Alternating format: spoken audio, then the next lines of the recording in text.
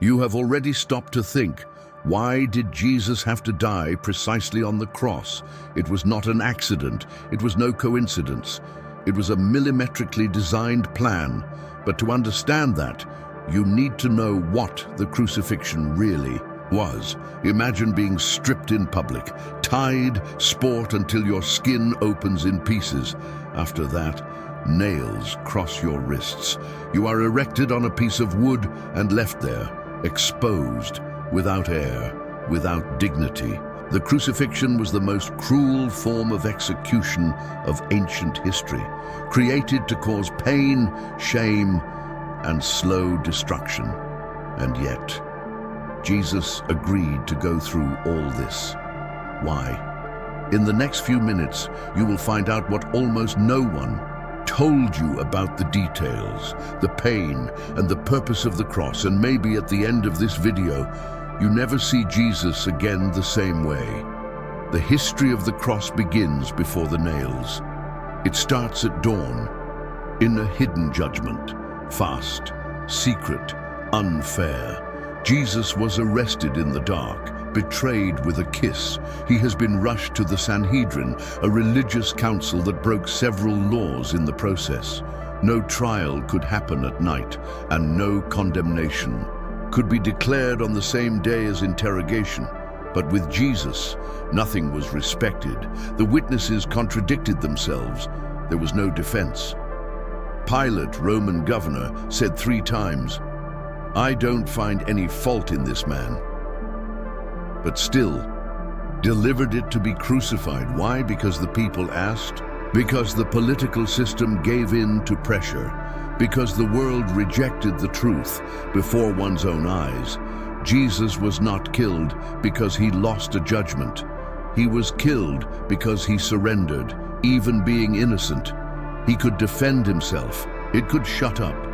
But he chose the silence.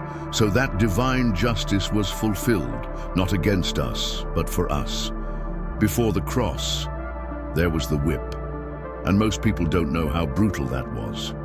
Roman soldiers wore a whip called flagrum, leather belts intertwined with bones, metals, and hooks. Each blow ripped the skin, opened meat, exposing muscles and bones. It was so cruel that many victims didn't even come alive to the crucifixion. Jesus was flogged by order of Pilate, even without guilt. The idea was to satisfy the fury of the crowd and spare it from the cross. But it didn't work. Her body, already wounded, then received a crown of thorns stuck in the skull. A cloak was thrown over his open wounds. He was mocked, spit on it. They hit his face, and he did not retaliate. All this before carrying the cross, with the body in alive flesh, with a crushed heart.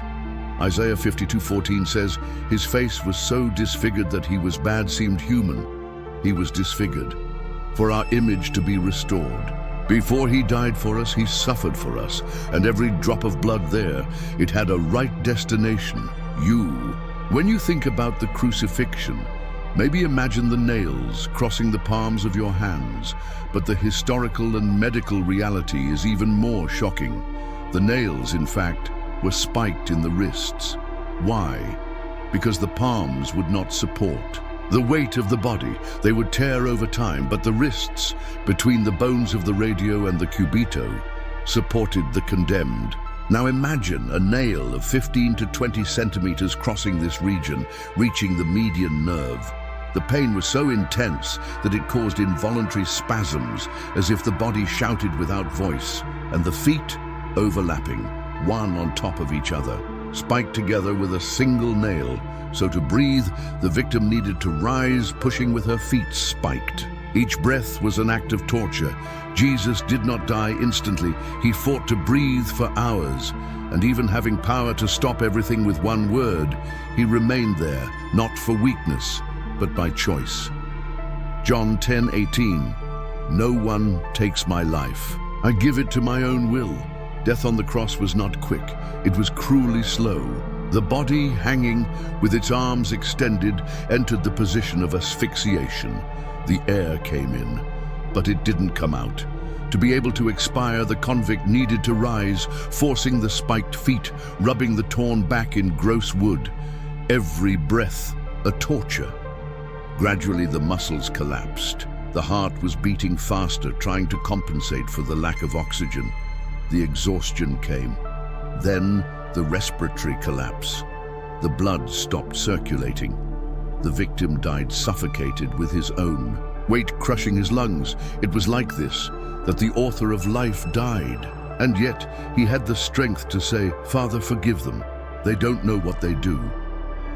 Psalm 22, prophesied centuries earlier, said, "All my bones are on display. They look and watch me." On the cross, Jesus was not just injured. He was broken inside and out. And all this so that death ceased to be the end. The pain of the cross was physical. It was emotional. But the worst pain, it was spiritual. At that moment, Jesus carried all the sin of humanity, lies, betrayals, vices, injustices of the past, of the present, of the future, all. The soul of Jesus, holy, pure, was stained with the weight of millions of sins. He who never sinned, it was treated as the worst of sinners. And for the first time, the Son felt the absence of his Father's presence. That's when he shouted, my God, why did you abandon me?" This scream was not despair. It was prophecy. It was real. It was the weight of sin on the shoulders of an innocent. 2 Corinthians 5:21. He who had no sin, God made him sin for us. Jesus became what we were, so that we would become what he is. The cross was not just pain, it was replacement, it was redemption. And there, in the darkest moment in history, the light of salvation began to shine. God, my God, why did you abandon me? This was the fourth sentence of Jesus on the cross, and maybe the deepest of all. He was not just suffering, he was living the apex of abandonment. The Son who has always been in communion with his Father, now it was alone. Why? For at that moment he carried the sin of the whole world. And God just cannot compact sin. Jesus quoted Psalm 22, a prophetic text written centuries before. My God, why have you forsaken me? They pierce my hands and my feet, make myself my garments. It was as if even in agony he said, all this is happening as it was written. I am fulfilling until the end.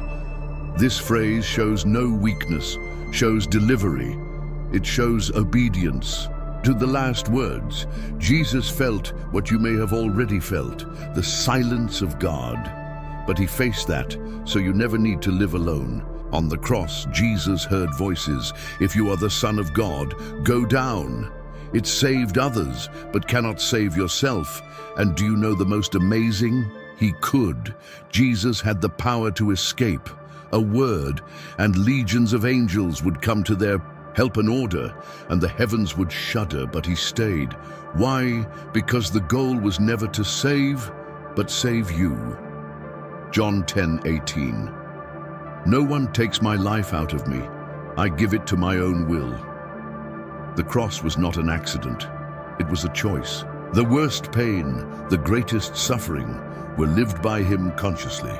He remained silent before Pilate. He remained firm before the nails, and remained on the cross, because I loved you more than I loved your own comfort. Can you imagine this kind of love? A love that does not require evidence, but proves with blood. Jesus was not overcome. He won, staying where no one else could stay. In the human eyes, the cross was the end. Failure, humiliation, a dead leader, a defeated Messiah. But in the sky, the cross was the throne of victory. Jesus did not lose. He won in a way that the world never understood. The death that looked like the end was just the beginning. The shame that seemed defeat became glory.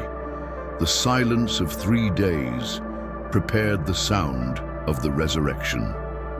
Colossians 2:14-15.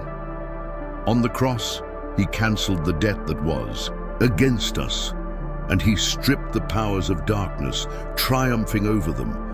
Satan thought he had won, but on the cross the sin was paid, the death was overcome, and the veil was torn from top to bottom.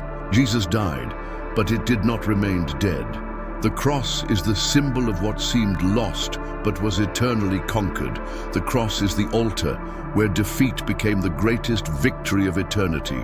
You heard about the pain, about the nails, about blood, humiliation, and delivery.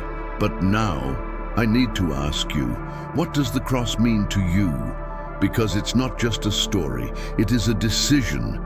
Jesus did not die to impress, he died to save you. And today, this cross still speaks. She screams love, she declares forgiveness. It opens a new way. John 3:16. Because God loved the world in such a way that he gave his only begotten Son. Maybe you've heard it all before, but it never really felt. Maybe today is the day to stop, breathe, and answer. Are you going to keep living as if this cross was just a symbol, or will you recognize that it was done by you? The cross is standing to this day, and she calls you. Pause with silence. Who wants to come after me? Take your cross and follow me. The decision, now, it's yours. You have come here, heard about the pain, about the blood, about the love that bleed for you.